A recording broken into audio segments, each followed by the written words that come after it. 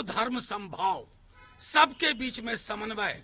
लेकिन मेरी आस्था मेरी व्यक्तिगत चीज है, इसका सार्वजनिक और भोंडा प्रदर्शन भगवान को भी परेशान करेगा। अगर मर्यादा पुरुषोत्तम सचमुच आज पृथ्वी पे आ जाए 22 तारीख के बाद, प्राण प्रतिष्ठा के बाद, 2-4 सवाल मोदी जी को ही पूछेंगे। मेरे युवाओं का रोजगार कहाँ है? देश में इतनी महंगाई क्यों है? लोगों के बीच में संपत्ति का बंटवारा इस तरह का क्यों है कि 5 समृद्धि के टापू के समक्ष सब लोग नतमस्तक है? ये मर्यादा पुरुषोत्तम भी पूछेंगे। लेकिन मर्यादा पुरुषोत्तम की उस छवि को मोदी जी समझते नहीं है, भाजपा के लोग नहीं समझते।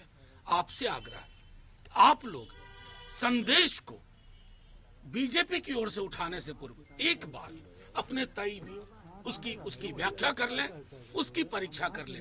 नहीं तो वंचित शोषित समाज के लोगों ने जो लिखा, रैदास को क्या करेंगे आप, कबीर को क्या करेंगे, सावित्रीबाई फुले का क्या करेंगे, ज्योतिबा फुले का क्या करेंगे, बाबा साहब भीमराव अंबेडकर बोल के गए एनिहिलेशन ऑफ कास्ट, जाति का विनाश, उसका हम क्या करेंगे। और दूसरी छोड़िए, ज्यादा पीछे नहीं ले जाऊंगा, 4 दिन पूर्व असम के सीएम हिमंत बिस्वा शर्मा ने अपने आधिकारिक ट्विटर हैंडल पे लिखा कि शूद्रों का काम है बाकी के वर्णों की सेवा करना। ये हिंदुस्तान है आधुनिक भारतवर्ष, संविधान से चलने वाला। मुझे दुख हुआ कि मीडिया के एक बड़े वर्ग ने उसको चलाया ही नहीं। तो ये जो है ना, ये लेवल प्लेइंग फील्ड नहीं है। बस आप लोगों से इतना आग्रह है, आप सबों को नव वर्ष की मंगल कामनाएं, शुभकामनाएं। आप लोग खूब तरक्की करें, आपकी माइक बुलंद भी रहे, स्वतंत्र भी रहे। जेडीयू के मुख्य प्रवक्ता है नीरज कुमार, उन्होंने फतेह बहादुर सिंह को कायर बहादुर सिंह कहा है और उन्होंने ये भी कहा है कि आप अगर ऐसा बयान दे रहे हैं तो याद रखिए जनता भूलेगी नहीं। नहीं, देखिए मैं आप अभी मैंने बात अपनी रख दी ना, नीरज जी भी इसको सुनेंगे, हमारा पक्ष स्पष्ट हो जाएगा। सावित्रीबाई फुले उद्धृत की गई हैं, तो जाहिर तौर पर नीरज जी भी जब इस बाइट को आप लोग की कृपा रहेगी, जब चलाया जाएगा तो वो भी देख लेंगे। एक और सवाल है, जेडीयू के आस्था के विषय को अंधविश्वास बताना कितना सही है? फतेह बहादुर ने नहीं, मैं बता रहा हूँ, आस्था और अंधविश्वास, बिल्ली रास्ता काट गई, हम रुक गए, ये अंधविश्वास। और मेरे ईश्वर से मेरा ताल्लुक है, मैं उनसे सीधे सवाल जवाब कर रहा हूँ, चाहे मैं अल्लाह से करूं, राम से करूं, शिव से करूं, जीसस से करूं या गुरु नानक से करूं, वो मेरी आस्था है। और अंधविश्वास और आस्था का वही फर्क है जो मैंने आपको बताया। बिल्ली रास्ता काट गई तो फॉर्च्यूनर भी अपनी बड़ी सी गाड़ी को रोक करके खड़े हो जाना, ये अंधविश्वास है। पार्टी क्या कार्रवाई करेगी फतेह बहादुर सिंह? इतने मेरे प्रेस कॉन्फ्रेंस के बाद अगर आपको ये सवाल सूझा है तो मैं क्या कहूँ। एक बार सावित्रीबाई फुले को पढ़ लीजिए, 1 मिनट। एक सवाल है कि फतेह बहादुर लगातार इस तरह का बयान देते हैं, माँ दुर्गा के अस्तित्व पर उन्होंने सवाल उठाया, फिर माँ सरस्वती के ऊपर उन्होंने टिप्पणी की, और अब मंदिरों को लेकर जो एक के बाद एक नहीं, मैं आपको उन्होंने रखा है, नहीं, लेकिन इससे पहले नहीं, मैं आपकी बात से सहमत हूँ। मैं आपको सिर्फ इतना कहना चाहता हूँ, इस देश की एक बौद्धिक परंपरा रही है। आप आजीविका को पढ़िए, चारवाक को पढ़िए, उन परंपराओं को रहने दीजिए।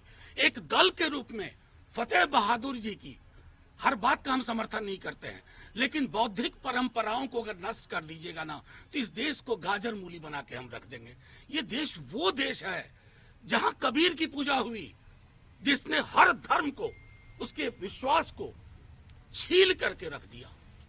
कबीरा कुता राम का मुखिया मेरा नाम, गले राम की जेवड़ी जित के चैतित जाऊं, ये कबीर के राम थे, मोदी जी के राम ये नहीं।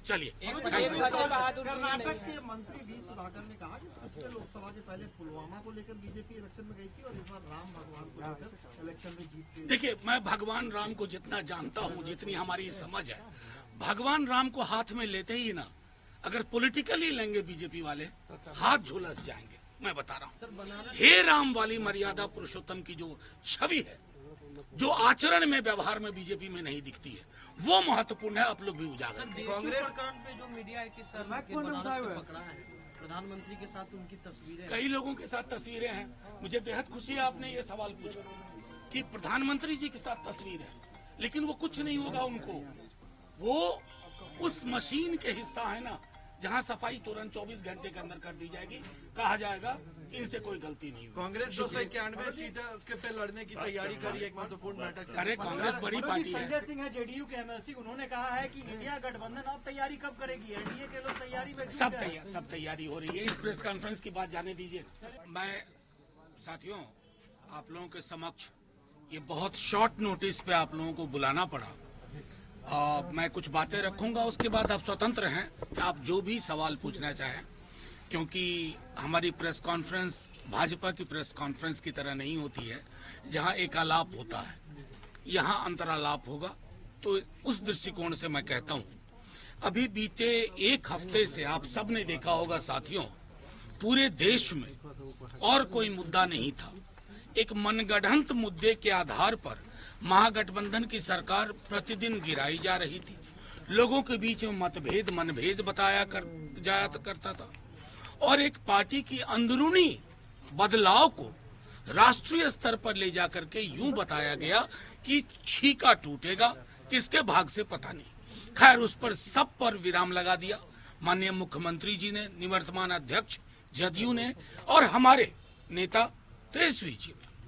अब देखिए, मैं आप मीडिया के साथियों से आज हाथ जोड़ के एक विनती करता हूं। आज सुबह से चलाई जा रही है एक बात हमारे एक विधायक के संदर्भ में, उनके बयान को लेकर के मैं आपके समक्ष एक दो चीजें रख देना चाहता हूं। हर धर्म के प्रति समभाव राजद के डीएनए में है, राष्ट्रीय जनता दल के डीएनए में है। हर जाति के प्रति सम्मान हमारे डीएनए में है। लेकिन क्या हम सावित्री बाई फुले को भुला दें? सावित्री बाई फुले और महात्मा फुले, सावित्री बाई फुले कौन थी शायद हमारे भाजपा के लोगों को नहीं पता होगा। मैं जानता हूं क्योंकि उनका इंटेलेक्चुअल कैपिटल, बौद्धिक पूंजी शून्य है। लेकिन सावित्री बाई फुले ने जो मंदिर के संदर्भ में कहा, विद्यालयों के संदर्भ में, शिक्षा के संदर्भ में कहा, आप उस संदर्भ को जब कोई एक विधायक हमारे उद्धृत करते हैं तो एक वंचित समाज की से आने वाली महिला के लिए और उनके विचारों के लिए आप किस प्रकार की टिप्पणी करते हैं? मुझे हैरानी सिर्फ इस बात की है कि एक संदर्भ में चीजें थी, एक वंचित शोषित समाज को जगा रही थी जिसे आज भी जागने की जरूरत है। अब उस बयान को मंदिर पर हमला, राजद का मंदिर पर हमला। अरे साहब, जितना कभी लालू जी से शास्त्रार्थ कर लीजिएगा, मंदिर और भगवान के बारे में जितनी जानकारी उनको है, हमारे दल के लोगों को है, शायद हमारी जानकारी बनावटी नहीं है। हम धर्म को आस्तीन पे बांध के नहीं चलते हैं, यहाँ रखते हैं। हमारे राम मर्यादा पुरुषोत्तम बापू के राम है। हमें हमारे राम किसी से घृणा नहीं सिखाते हैं। हम हे राम वाले राम के लोग हैं। अब भाजपा तय करे वो क्या है। मैं सिर्फ आपको ये कहना चाह रहा था, एक बयान जो एक वंचित शोषित समाज को अलग जगाने के लिए वो बयान दिया गया और उस बयान के बाद जिस तरह की प्रतिक्रिया दी जा रही है, और मीडिया के हमारे साथियों, आप लोग कम से कम कुछ अनुसंधान कर लिया कीजिए। बड़ी मुश्किल होगी कि कबीर अगर आ जाकर के हमारे बीच में कहें हन पूजे हरि मिले तो मैं पूजू पहाड़, ये तो सीधे आक्रमण है ना मूर्ति पे। कबीर ने किया ना। अब कबीर अगर पटना के जेपी गोलंबर पे आके यही बात कह दें तो आप उनका भी लिंचिंग कर देंगे, बीजेपी के लोग लिंचिंग करवा देंगे। इस देश का एक बौद्धिक परंपरा रही है और उस बौद्धिक परंपरा में देवी देवता और धर्म की आलोचना भी हुई है, स्वस्थ आलोचना हुई है। मंदिर क्या है, विद्यालय क्या है, किसकी महत्ता है, वो सारी चीजें हैं। खुद हम लोगों का मानना है कि मंदिर मेरी व्यक्तिगत आस्था है, मेरे और मेरे ईश्वर के बीच का मामला है। उससे मंदिर में अगर मैं लाइन में भी खड़ा हूं, मुझे भी रोजगार चाहिए, मुझे नौकरी चाहिए, मुझे महंगाई पे काबू चाहिए, मुझे जो आय की असमानता है उस पर काबू होना चाहिए, लगाम लगनी चाहिए।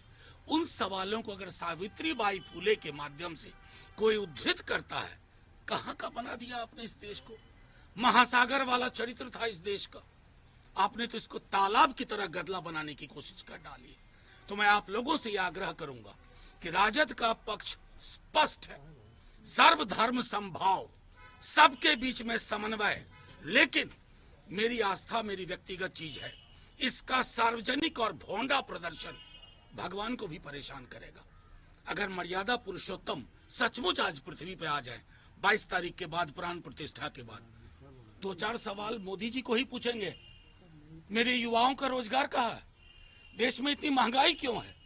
लोगों के बीच में संपत्ति का बंटवारा इस तरह का क्यों है कि 5 समृद्धि के टापू के समक्ष सब लोग नतमस्तक है? ये मर्यादा पुरुषोत्तम भी पूछेंगे।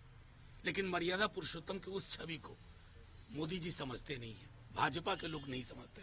आपसे आग्रह है, आप लोग संदेश को बीजेपी की ओर से उठाने से पूर्व एक बार अपने तय में उसकी व्याख्या कर लें, उसकी परीक्षा कर लें। नहीं तो वंचित शोषित समाज के लोगों ने जो लिखा, रैदास को क्या करेंगे आप, कबीर को क्या करेंगे, सावित्रीबाई फुले का क्या करेंगे, ज्योतिबा फुले का क्या करेंगे? बाबा साहब भीमराव अंबेडकर बोल के गए, एनिहिलेशन ऑफ कास्ट, जाति का